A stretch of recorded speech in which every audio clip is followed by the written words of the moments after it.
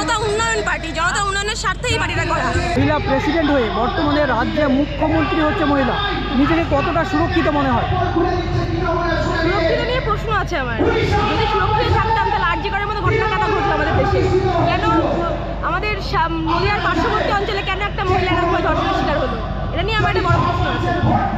আপনি একজন মহিলা, পাশাপাশি যুবতী, বর্তমানে চাকরি না দিতে পেরে যে যুবক যুবতীদেরকে বেকার ভাতা দিচ্ছে 1500 করে, এটা নিয়ে কি বলবেন? এটা নিয়ে বলবো আমাদের মুখের সামনে সে বলে না হাতে না পেরে ভাতে মারা, তা আমাদের মুখের সামনে অপমান করছে এটাকে ভাতাটা দিয়ে।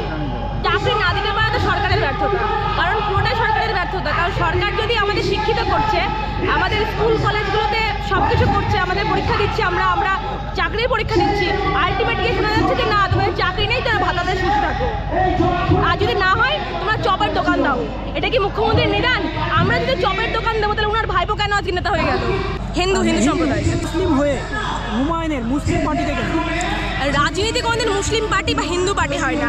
রাজনীতি হচ্ছে মানুষের সাথে কাজ করার জন্যে। আমি মানুষের জন্যে কাজ করতে চাই। আমি কোনো ইসলামিক বা আমি হিন্দু আমি এটাকে দেখাতে চাই না। কারণ আমার যখন রক্তের প্রয়োজন হবে তখন আমি কিন্তু মুসলিম হিন্দু দেখতে যাবো না, আমার রক্তটা প্রয়োজন।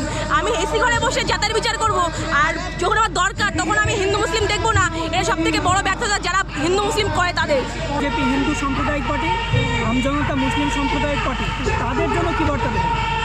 না, তাদেরকে আমি একটাই বার্তা দেবো, যিনি মানুষের হয়ে কাজ করবেন, যিনি এই যে 73 বিধানসভা রাজ্যে আমি এখানে এসেছি, এই যে রাস্তাঘাটে যে একটা দুর্ঘটনা প্রতিদিন ঘটতে চলেছে, প্রতিনিয়ত কত মায়ের কোল খালি হয়, কত প্রসূতি বাচ্চা হতে গিয়ে মারা যাচ্ছে, তারা কৃষ্ণনগরে যেতে পারছে না, কত মানুষের হার্ট। যেমন আমি সব থেকে বড় একটা উদাহরণ দিই, তাপস সাহা, যিনি এখানে বিধায়ক ছিলেন, তিনি ব্রেন স্ট্রোকে কৃষ্ণনগর অব্দি গিয়ে তিনি মারা গেলেন।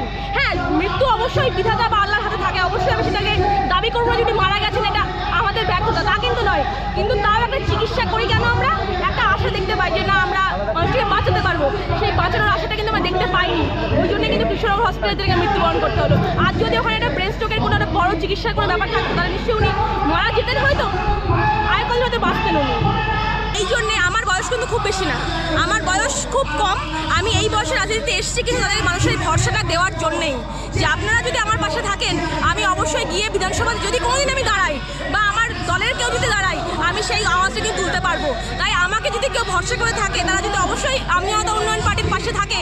এটা কোনো সাম্প্রদায়িক কোনো পার্টি নয়, আমি আবারও বলছি, কোনো মুসলিমের পার্টি নয়, কোনো হিন্দুর পার্টি নয়, এটা জনতার পার্টি, জনতা উন্নয়ন পার্টি, জনতা উন্নয়নের স্বার্থে এই পার্টিটা করা। তাই সবাই একদম কোনো ধর্ম ভেদাভেদ না করে আপনারা যদি আমজনতা উন্নয়ন পার্টির পাশে থাকেন, আমার পাশে থাকেন, আমাকে যদি আপনারা বিশ্বাস করেন, একটা হিন্দুর মেয়ে হয়ে বলছি, তাহলে অবশ্যই ভবিষ্যতের দিন ভালো হবে। আমি আমজনতা উন্নয়ন পার্টির মহিলা ভাইস প্রেসিডেন্ট, কৃষ্ণনগর নদিয়া, আমার কৃষ্ণা ঘোষ আমার নাম।